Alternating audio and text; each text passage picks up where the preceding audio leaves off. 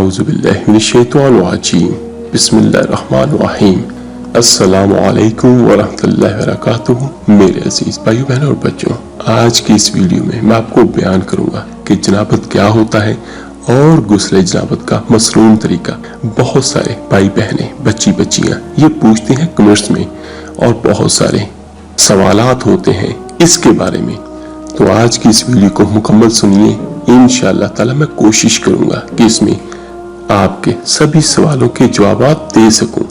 और याद रखिएगा, ये वो चीजें हैं जो हम में से हर किसी को पता होना चाहिए, क्योंकि खुदा न खास्ता ये ना हो कि कम इल्मी की वजह से हमें गुनाह मिलता रहे या हमारा गुस्ल ही सही तरीके से ना हो और हम ना पाक रह जाए।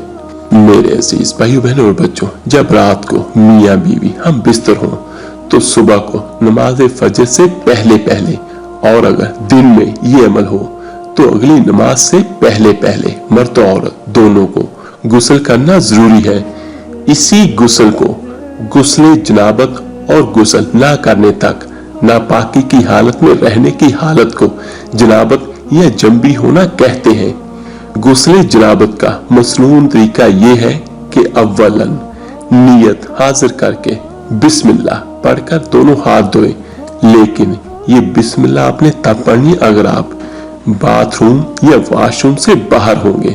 ये बात जहन में रखिएगा कि अगर आप नहाने वाली जगह पे, वो चाहे वॉशरूम हो या बाथरूम हो, बहुत सारी जगहों पर इकट्ठे भी होते हैं, तो वहां पर आपने अंदर कोई भी ना अल्लाह का नाम लेना है, ना अपने दुरूद पाक पढ़ना है।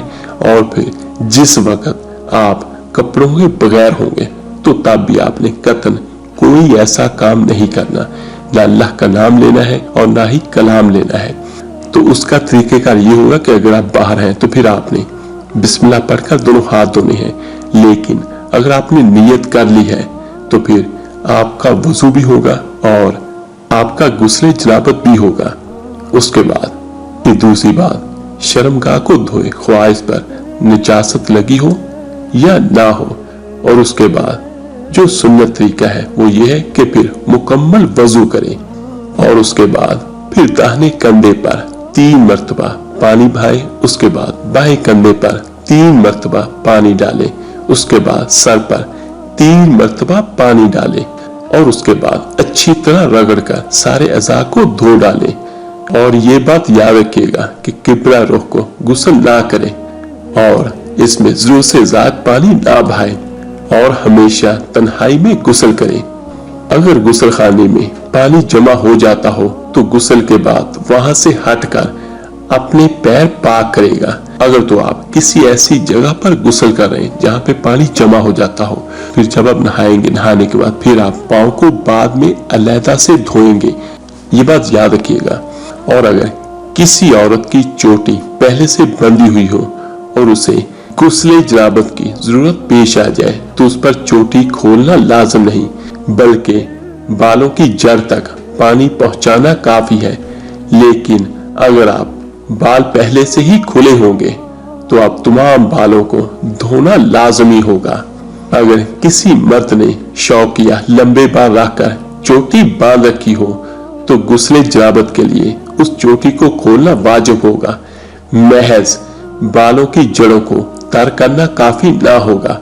अगर दांत खोखले हो और उनमें खाना वगैरह फंस गया हो या नाक में रतूबत भरी हुई हो तो उसे निकाले बगैर भी गुस्ल सही है। लेकिन बेहतर यह है कि दांत और नाक साफ करके ही गुस्ल किया जाए।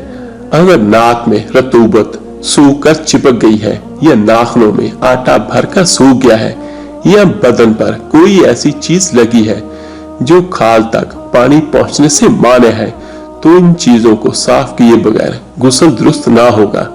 और जिसने मुंह में मसनूई दांत की बतीसी लगा रखी हो तो गुस्ल के लिए बतीसी बाहर निकालना जरूरी नहीं है।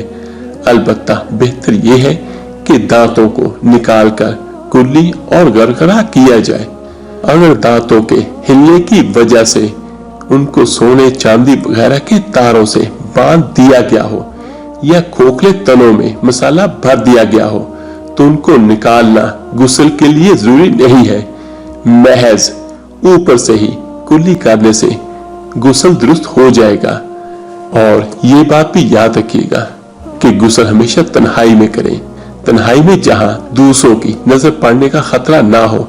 नंगे होकर गुस्ल करना दुरुस्त है, तहम इस वक्त भी तहबंद वगैरह बांध कर गुस्ल करे तो ज्यादा बेहतर है। गुस्ल खाना अगर कच्चा है और उसमें पानी जमा हो जाता है तो वहां पेशाब करना मकरूह तहरीमी है। अहदीस तैयबा में इसे नसियान और वसावस का सबब बताया गया है। यानी कोशिश करें कि नहाने वाली जगह पर पेशाब वगैरह ना करें, ये ज्यादा बेहतर है। गुस्ल खाना और बैतुल खला में बिला जरूरत बातचीत नहीं करनी चाहिए, लेकिन अगर जरूरत पड़ जाए तो बातचीत की इजाजत है।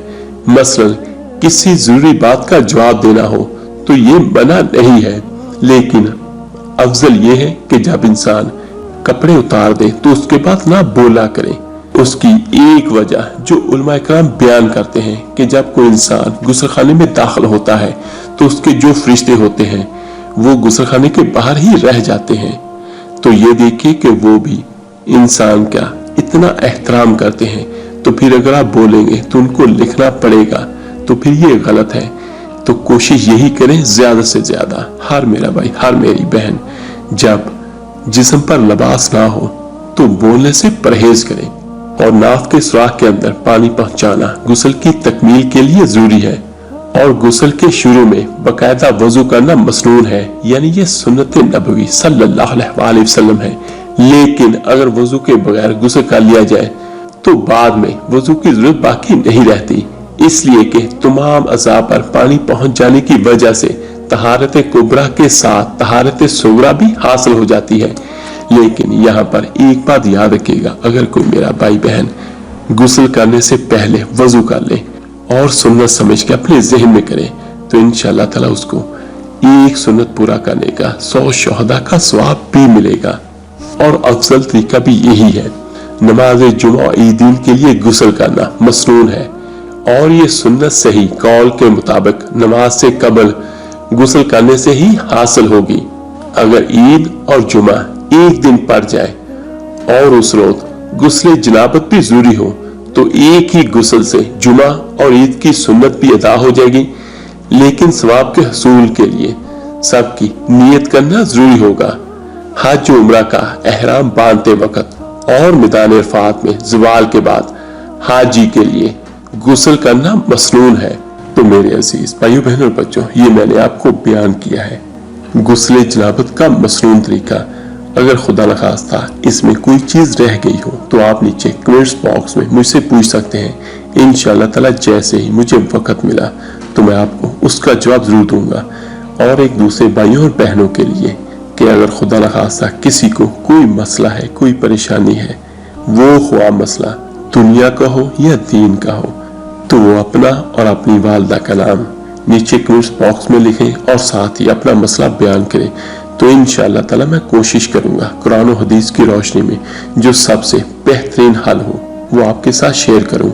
और एक बात याद रखिएगा कि अल्लाह की रहमत से कभी भी मायूस मत हो। मेरा अल्लाह हर चीज पर कादिर है। कोई भी मुश्किल, कोई भी परेशानी आपके लिए बड़ी हो सकती है, आपके लिए मुश्किल हो सकती है, आपके लिए नामुमकिन हो सकती है, लेकिन अल्लाह के लिए कुछ भी नामुमकिन नहीं है। तो मायूसियों को छोड़ें और अल्लाह ताला की मदद हासिल करें और दुनिया का हर मसला अल्लाह के कलाम से हल करें। अल्लाह पाक से दुआ है अल्लाह ताला आपको और मुझे हम सबको सही मायनों में दीन इस्लाम पर चलने की तौफीक अता फरमाए। और जिस मेरे भाई बहन की जो भी हाजत है अल्लाह ताला अपनी रहमत से उस हाजत को पूरा करे। आमीन सुम आमीन। आप मेरे लिए दुआ कीजिएगा, मैं आप सबके लिए जरूर दुआ करूंगा। इस वीडियो को लाइक और शेयर कीजिएगा सदका जारिया समझकर। तो मिलते हैं जल्दी इंशाअल्लाह ताला एक नई वीडियो अमल के साथ। अल्लाह ताला आपका और आपकी फैमिली का हामी और नासर हो। अल्लाह हाफिज।